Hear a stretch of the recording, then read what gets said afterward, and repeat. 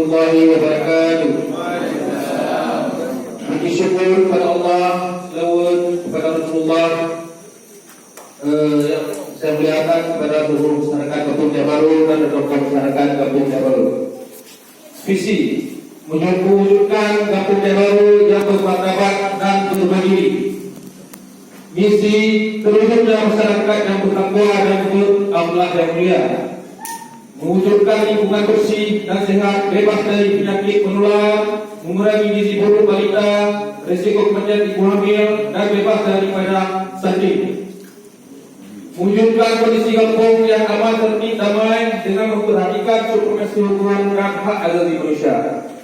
Keempat, memberdayakan ekonomi masyarakat melalui badan usaha di kampung atau disingkat dengan BUMD. 5. Mengembangkan usaha pertanian sawah, peternakan dan perkebunan rakyat.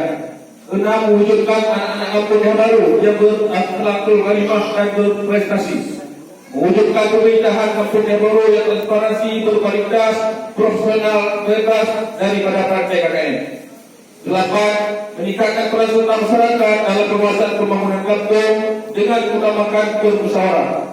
9. Meningkatkan sumber daya aparat kampung, pelayanan yang berkualitas, cepat, mudah dan profesional.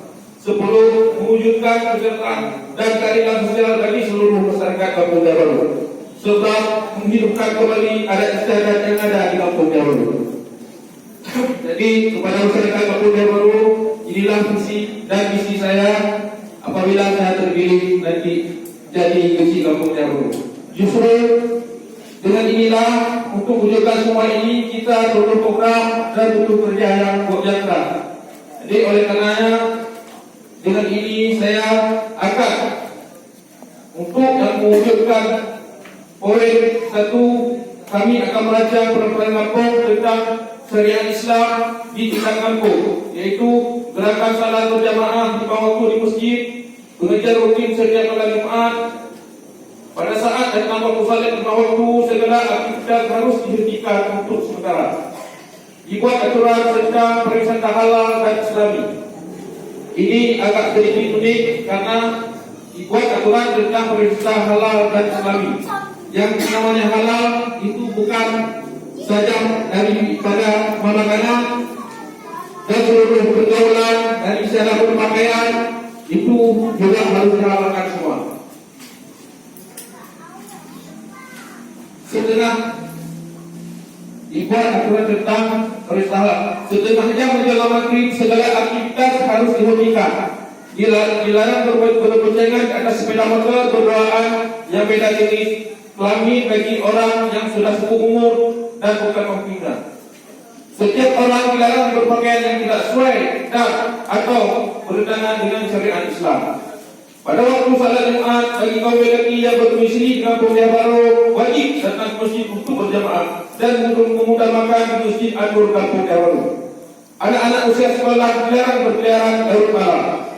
Fasilitas wifi umum di wilayah Kampung Jaya Baru yang di warung harus dinonaktifkan pada saat datang salat waktu dan pada saat menjelang malam. Untuk mewujudkan misi kedua, kami akan merancang peraturan kampung tentang lingkungan dan kesehatan masyarakat. Dilarang membuang sampah di sebagian tempat. Bagi masyarakat yang ada lahan tanah kosong semak harus dibersihkan. Penataan ruang-ruangan air kotoran rumah tangga. Mensupport anak untuk posyandu, lansia dan desa siaga Kampung Jaya Baru.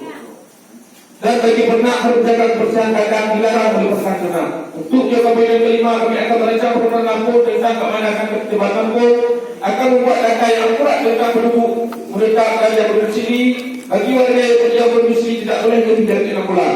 Akan mengaktifkan 5 kampung dan pos ronda kampung.